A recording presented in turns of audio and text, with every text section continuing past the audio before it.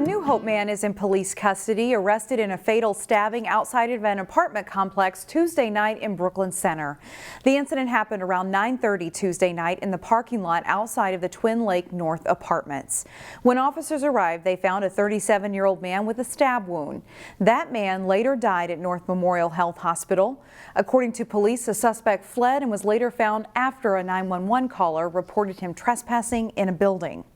Police say the suspect and the victim had gotten into a fight and both had a prior connection.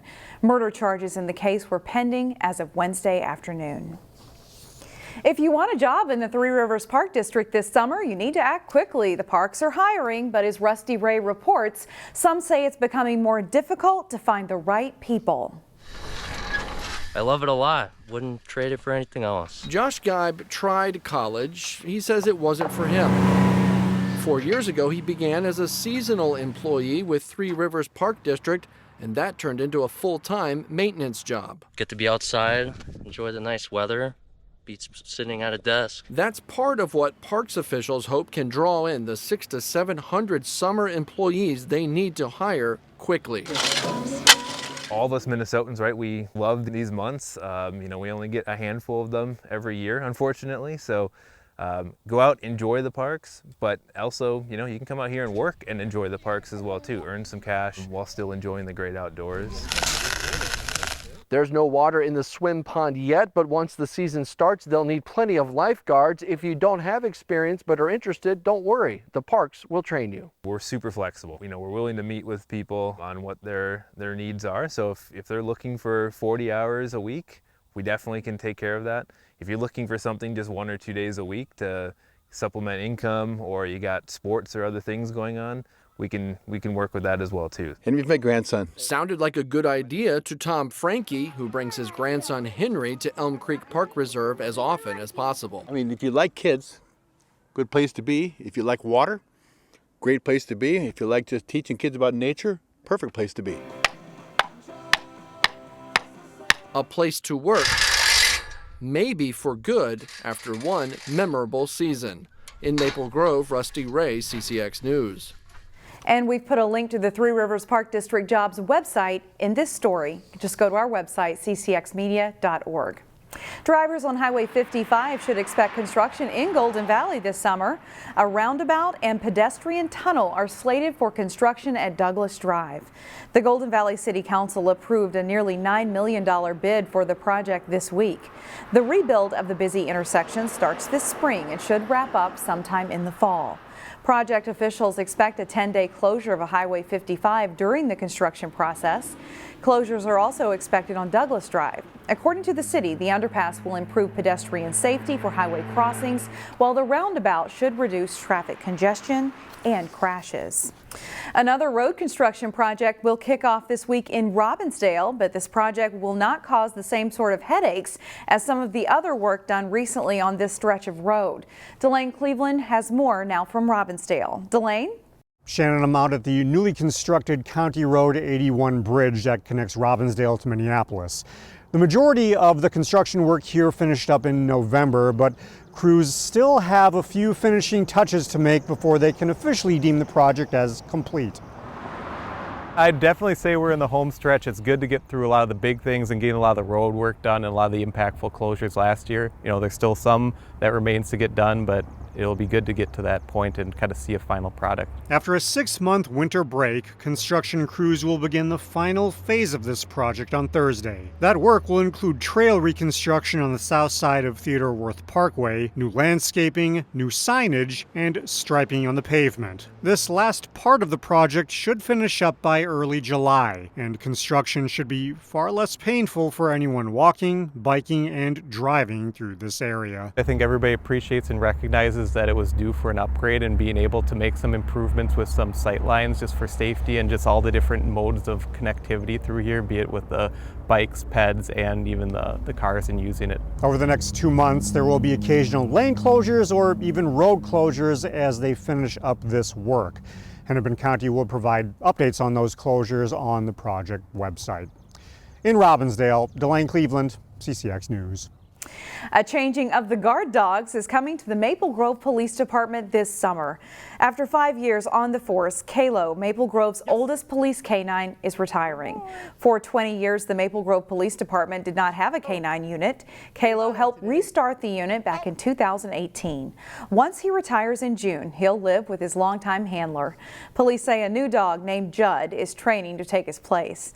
Another dog named Rudy has been serving Maple Grove since 2019. Robbinsdale area schools are celebrating a milestone achievement in the district's high school graduation rates. Minnesota Department of Education figures recently released show the district's 4-year graduation rates reached a 10-year high.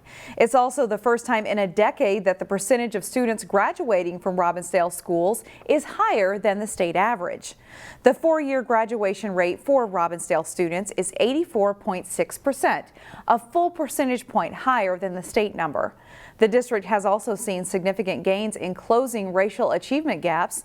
Nearly 85% of Black and African American students graduated last year, a 7-point jump from 2021. Meanwhile, the city of Golden Valley is celebrating a new addition to one of its parks. The city this week unveiled a new community garden at Medley Park. The garden includes 40 raised containers that area residents can sign up for. A lottery system will decide who gets them each year. They will be made available later this month. The idea for a community garden first came up 4 years ago. The city came up with the concept using the tennis courts since those courts needed significant repairs.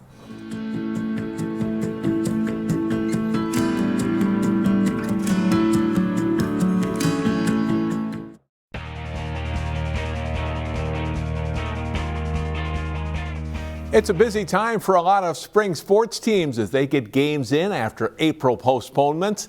In baseball, 2 neighboring conference opponents went under the lights Tuesday night.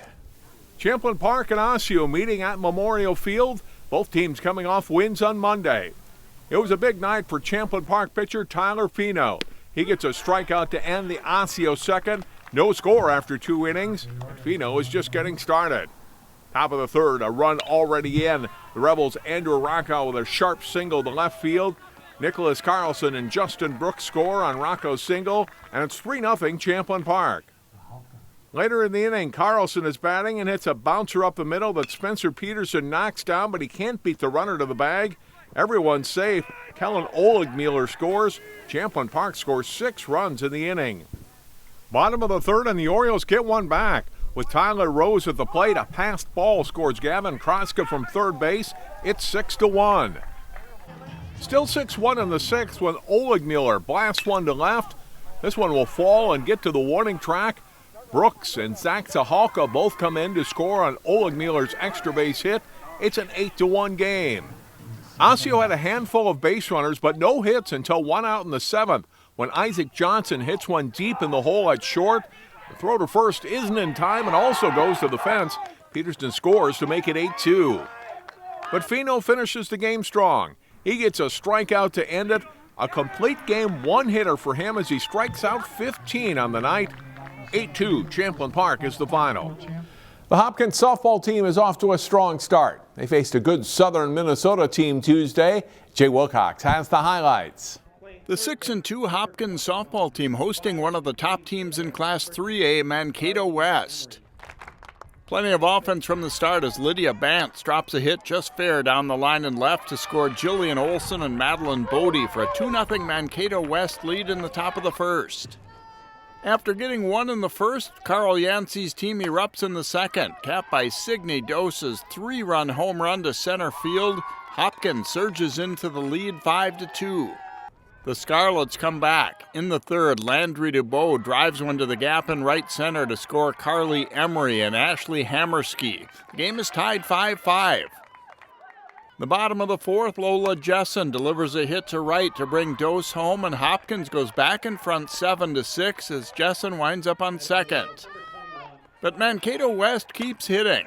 Emery tags it to deep center for a 2-run shot in the 7th to give her team a 12-8 lead.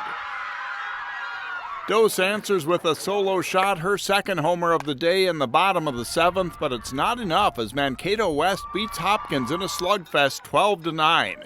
Jay Wilcox, CCX Sports. Wayzata and Maple Grove are the top 2 boys tennis teams in the area this spring. They went head-to-head this week. Jay Wilcox was there for the highlights. 6th-ranked Maple Grove visits top-ranked Wayzata in boys tennis. Number 1 singles Colin Badoon of Wayzata serves to Watson Sheard. They trade shots and Badoon fires a forehand that grazes the net and lands in for a point. Badoon rolls in straight sets. Number 1 doubles Oliver Walseth serves for Maple Grove, then fires a backhander cross court before Carter Sheard delivers a volley winner. The Crimson duo beats Diran Akina and Aaron Badoon 7-6, 6-4. Second singles and Salman Kassam serves Tanay Pangaluri with a great return for Wayzata. He wins 6-0, 6-4 as the Trojans sweep the singles. Number 2 doubles and some great net play for Maple Grove in the near court as Zach Helmer-Yankee takes the point in style with the volley to the outside. It's a good match. Jacob Salisbury the serve and Brad Hagen the winner as Wayzata's team beats Helmer-Yankee and Oven Mejia 7-5, 6-3. Wayzata wins the match 6-1. Jay Wilcox, CCX Sports. Find more prep sports games and highlights at ccxmedia.org and follow us on social media.